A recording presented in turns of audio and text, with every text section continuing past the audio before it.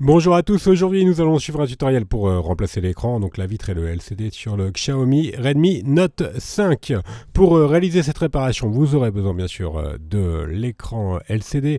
Il est vendu donc préassemblé, c'est la vitre tactile et l'écran LCD. Il vous sera livré avec le patron universel d'aide au montage qui est assez important car chaque vis est différente sur le Redmi Note 5. Vous retrouverez également le kit d'outils spécialement sélectionné par nos techniciens pour réaliser cette réparation. Il s'agit du kit d'outils numéro 1. Vous le retrouverez en vente sur notre site internet. Vous retrouverez également le kit de réparation qui comprend la pièce détachée, le kit d'outils et le patron en version adhésif. En commandant ces pièces sur notre site internet, vous bénéficiez d'une assistance technique gratuite par chat, par téléphone et également par email, et vous bénéficiez également de 10% de remise avec le code YouTube.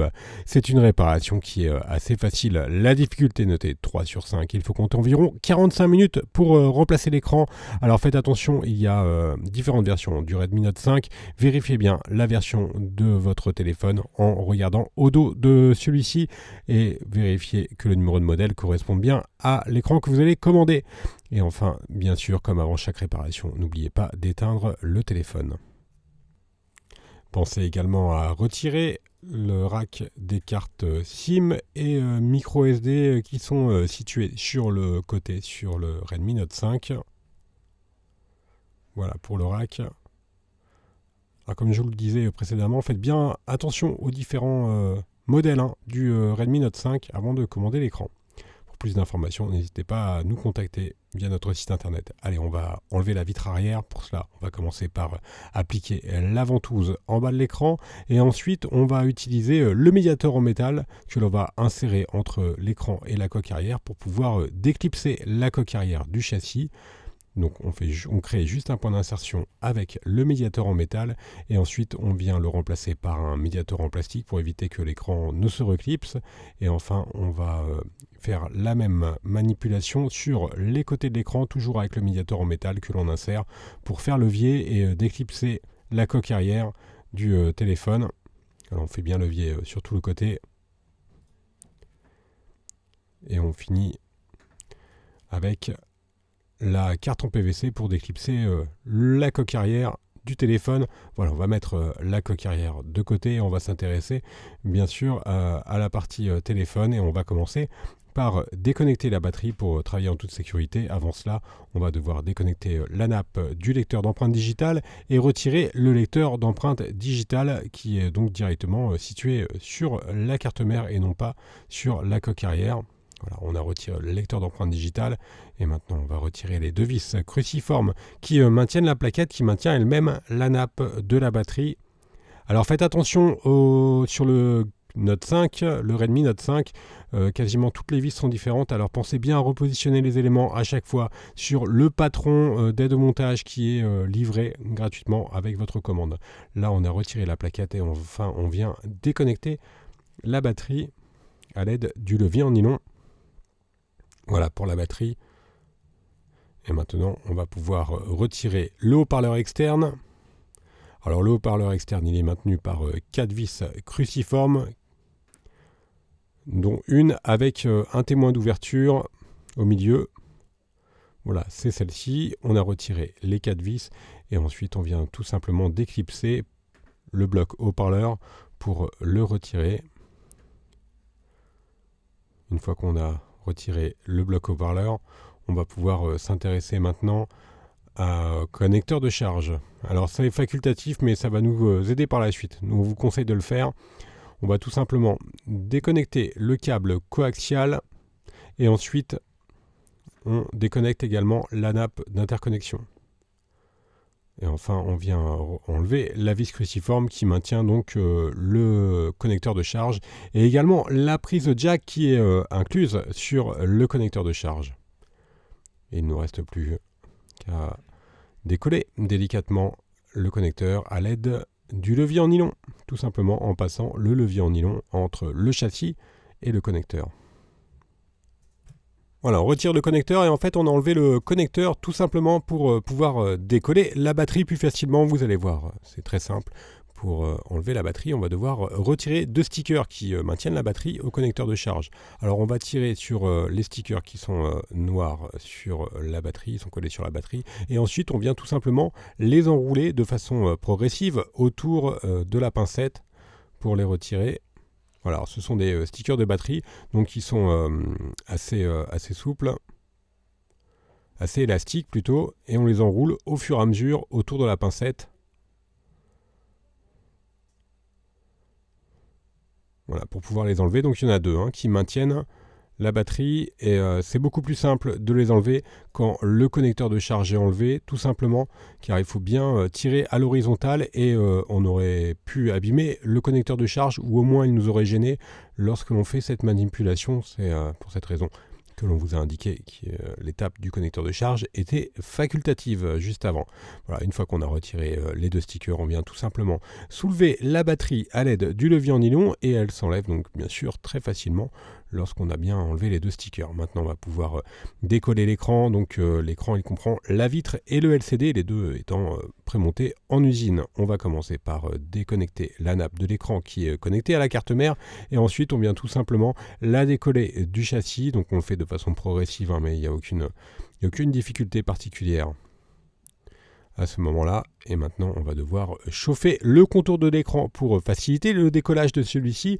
Alors pour cela on a 2 solutions. La première solution, c'est d'utiliser le coussin chauffant. On le place au micro-ondes pendant 1 à 2 minutes, et on vient la poser ensuite directement sur l'écran afin de chauffer l'écran. La deuxième solution, c'est d'utiliser un décapeur thermique ou un sèche-cheveux, et on va tout simplement chauffer tout le contour de l'écran à l'aide du décapeur thermique ou du sèche-cheveux. Alors attention, le décapeur thermique, pas à plus de 70-80 degrés, et on insiste bien sur le coin supérieur gauche et supérieur droit, en fait sur toute la partie haute de l'écran, car c'est à cet emplacement-là que l'on va insérer le médiator en métal entre l'écran et le châssis pour décoller l'écran du châssis. Donc on insère le médiator en métal pour créer un point d'insertion, et ensuite on vient le remplacer par le médiator en plastique pour finaliser le décollage de l'écran. Donc on utilise plusieurs médiators. Alors tous les outils qui vous sont présentés dans la vidéo sont bien sûr inclus dans le kit d'outils numéro 1, qui va comprendre également la colle. Vous allez voir, on va bien sûr en avoir besoin ensuite pour le remontage. Alors on a fait glisser les médiators sur la partie haute, on va faire de même sur la partie latérale droite et également sur la gauche. Et ensuite on va s'intéresser à l'écran en lui-même, qui comprend, je vous le rappelle, la vitre et l'écran LCD. Ce qui permet d'ailleurs la technologie LCD, qui est largement répandue, d'avoir des écrans qui sont vraiment peu onéreux. Sur le Redmi Note 5, c'est une réparation qui est assez accessible. On vient ensuite positionner la carte en PVC sur toute la largeur de l'écran pour finaliser le décollage. Et on va faire levier avec la carte en PVC. Alors faites juste attention à une chose, vous allez voir sous l'écran, sous la vitre tactile, vous avez 2 couches, donc la vitre et l'écran LCD, et en dessous le châssis. Donc là, la carte, il faut la passer entre la dalle LCD et le châssis. Alors étant donné que c'est un tutoriel de changement d'écran, si vous abîmez votre écran, on suppose, ce n'est pas très grave, il est destiné à être changé. Mais le décollement de l'écran ne pose pas de problème particulier, étant donné que la dalle LCD n'est pas collée elle-même sur le châssis, donc il s'enlève relativement facilement. Si vous voyez que l'écran oppose une certaine résistance, notamment sur la partie basse, il suffit juste de réchauffer afin de ramollir la colle et de faciliter le décollage de l'écran. On va basculer l'écran maintenant, et on va bien dégager la nappe du châssis.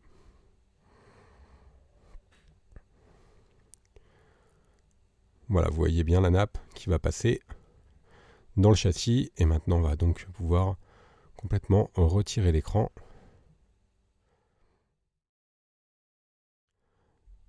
On va mettre l'ancien écran de côté, on va s'intéresser au châssis. On va devoir bien sûr nettoyer le châssis avant de recoller le nouvel écran. Donc pour cela on va utiliser par exemple un tournevis plat, et on va enlever tous les adhésifs, les impuretés qui sont restés sur le contour du châssis. Et on va pouvoir directement passer à la partie remontage. Alors, on va devoir recoller notre nouvel écran et pour cela, on va utiliser la colle B7000. On va appliquer de la colle sur tout le contour du châssis avant de reposer le nouvel écran. Alors, la colle B7000, elle est incluse dans le kit d'outils numéro 1 que vous retrouverez en vente sur le site internet et qui comprend également tous les autres outils de réparation pour le Redmi Note 5.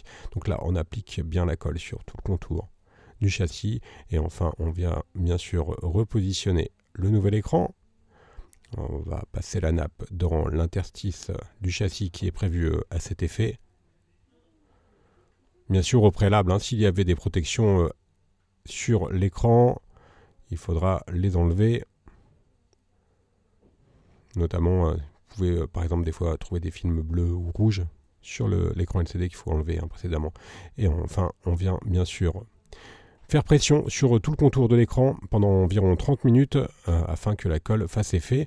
Alors on peut faire pression en deux solutions, soit on utilise des pinces ou alors vous pouvez également mettre sous un livre par exemple. On va maintenant recoller la batterie. Alors pour recoller la batterie, vous avez également deux possibilités. Soit vous réutilisez les stickers que vous avez pris auparavant, enlevés auparavant.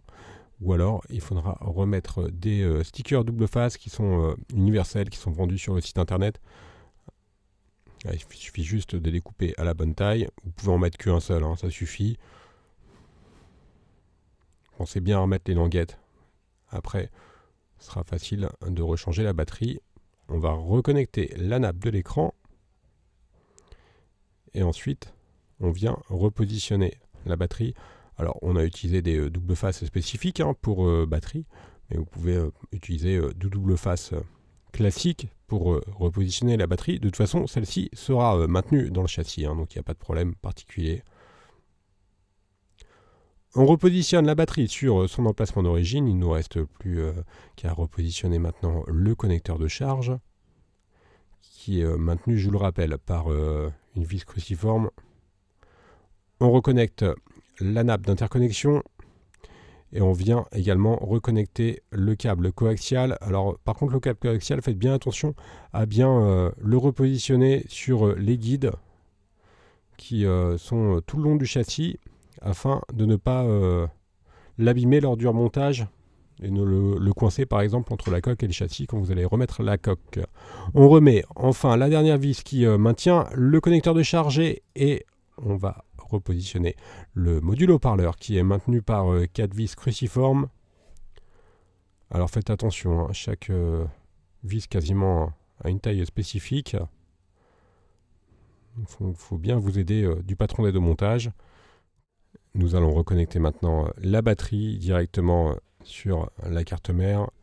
Et je vous rappelle que la nappe de la batterie est maintenue par un élément métallique qui est maintenu lui-même par 2 vis cruciformes.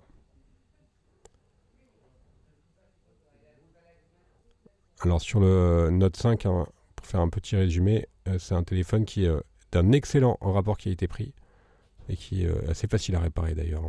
Là on repositionne maintenant le lecteur d'empreintes digitales, on vient reconnecter la nappe sur la carte mère et la réparation est quasiment terminée. Il nous reste juste à reclipser la coque arrière. On appuie fortement sur tous les contours du téléphone pour reclipser correctement la coque arrière.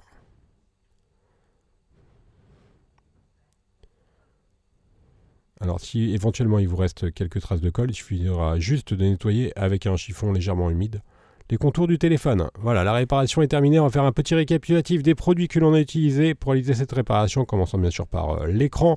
Vous le retrouverez en vente sur notre site internet. Il vous sera livré avec le patron d'aide au montage. N'oubliez pas, vous retrouverez également le kit d'outils ou le kit de réparation.